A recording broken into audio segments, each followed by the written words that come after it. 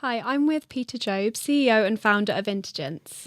And I just want to talk to you a bit today about the history of Intergence and what your motivations were behind setting it up. So what did you want to achieve with setting up Intergence? Oh, well, I mean, it's quite a long time ago now, actually, Emma. So it was about 20 years ago, I think almost 21 years ago. I was just turning 40 years of age, and it was getting to that midlife crisis probably, where I was thinking, well, actually, do you know what? I really have always wanted to run my own business. And it was one of those situations. I was actually on holiday with my wife, Melinda, and I saw this, it's probably a strange story, but I saw this large boat come in. We were actually on holiday in Kefalonia, and this Italian guy, I wasn't suggesting I looked anything like him, by the way, but he kind of got off this very swanky yacht, and I thought, Wow. I suppose I could carry on working for somebody else. I'm not sure I'd get that. But I quite like it, and I probably like the Italian guy as well. Yeah. But in fact, so that was one of the things. And then the other thing, as I say, was I really wanted to do my own thing. I felt I'd got to the point in life as well where I had the experience. I'd managed big teams of people.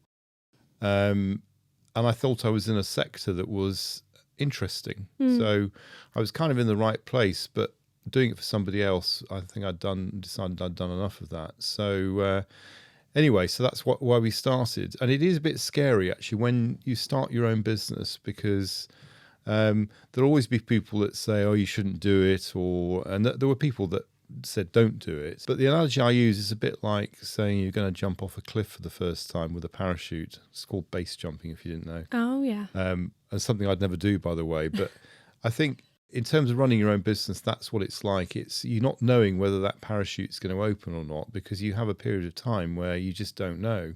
Yeah. And that's Shemi was talking about the fear. Fear is actually a good thing in some respects, because I sometimes miss, and if you talk to several entrepreneurs, they'll tell you the same thing. That first, 12 months or 18 months where you don't know whether it's going to work is actually scary, but it's actually quite fun as well. Yeah, I can imagine there's lots of learning with that as well as you go along. Huge amounts. I mean, if I was saying to anybody starting their own business now, the key things I would say is have a sales background. Make sure you understand how to do the sales process. And I know Stephen Bartlett, who I have a lot of time for, talks about his early experiences around doing stuff on the phone and just coping with rejection. And that's what you have to do. You have to go really back to basics and phone as many people as you can and not get worried about being told no. The other thing I would say as well is get a good accountant, because that's so important in terms of making sure you're looking after your cash and your clients are vital. So those are probably the two or three things I would say. Yeah. So how would you, obviously for our viewers, how would you describe your company and what we do at Intergence? We've got three main lines of business. One is we call digital change. So we do anything really to do with redesigning or building new digital infrastructures for our clients. And we've got plenty of case studies where we've done, quite complex long-term pieces of work that have lasted 2, 3, 4 years. And then the clients have carried on with a managed service, which is the second part of the business, where we're doing everything from desktop security.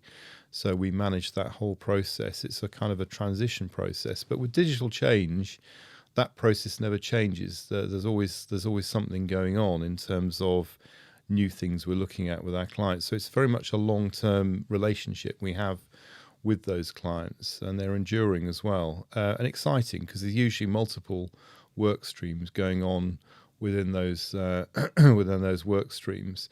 The managed service has been great for us, because we found that certainly during the pandemic, there were lots of clients that were worried about cloud computing. So cloud computing is a big thing we get involved with. We have a virtual cloud-based contact center service we provide for many of our clients, and we use it ourselves as well. So that allowed us to pretty much carry on working normally right through the pandemic, which I think was a key differentiator for us, and helped us do better than lots of other clients that other companies that hadn't actually done that process. And we've had several clients that have complimented us as well, because we'd helped them through that journey before the pandemic. So when that happened, there was a couple of local government councils that said they could carry on working normally, which is a big positive.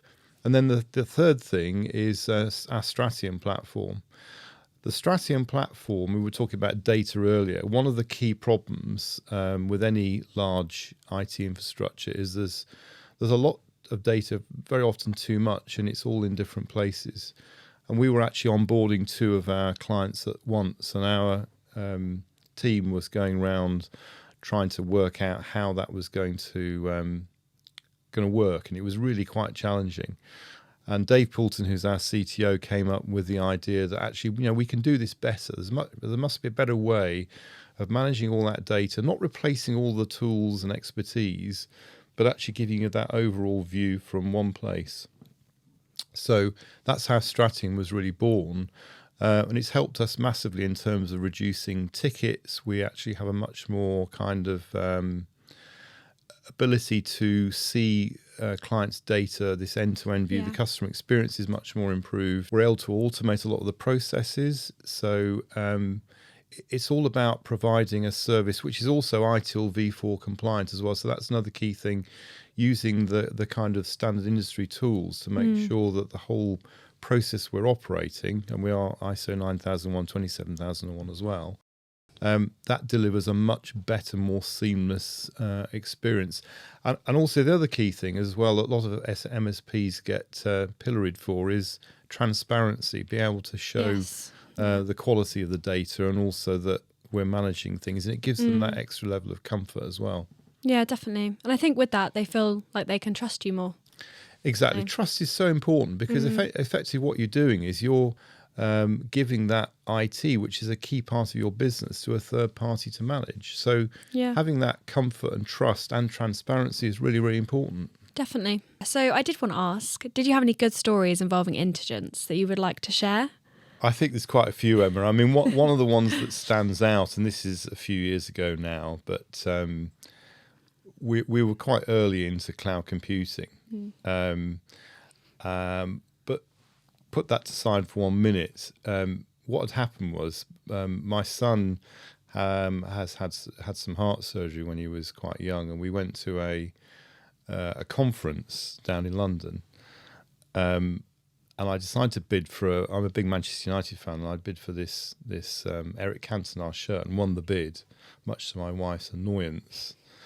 But I didn't want to tell her that I'd won it, so she'd gone off, and I didn't tell her that I'd won it for some time. So actually it got shipped to the office, and I was wondering how long it would take me before I could break the news that I had this Eric Cantona shirt that was going to get hung in the house. And in the meantime, I got a call from work to say that the office had flooded. So, oh gosh, and it was quite a serious flood as well. So that, we all rushed down there, but it became fairly evident that the office was uninhabitable. So, fortunately, a lot of the data, we'd backed up everything. So, it basically meant that even though we couldn't physically be in the office, none of our data got compromised. And that is a real key thing, I think. You're going back to some of the benefits of having a third party, also making sure that you have that resilience, because people don't realise that actually if your data is compromised, whether it's from a security incident or disaster recovery, and things happen. We had another client whose building collapsed 6 weeks after they moved in. Oh gosh. And these were the two things that really helped us out in terms of our, planning. And that was another reason we put everything into the cloud prior to the pandemic, was because we'd seen these things happen to us, and we had managed to take enough contingency plans to make sure it didn't impact the running of the business. The footnote to that story, though, is that my wife said to me at the time, well, I couldn't work out why running to the office was so important. And now I know it was nothing to do with it being flooded. It was because you were rescuing that Eric Cantona shirt. So she found out in the end. She did find out in the end, yes. And it is hanging in my office at home now. That's nice. Yeah. Thank you so much. Yeah, you're welcome.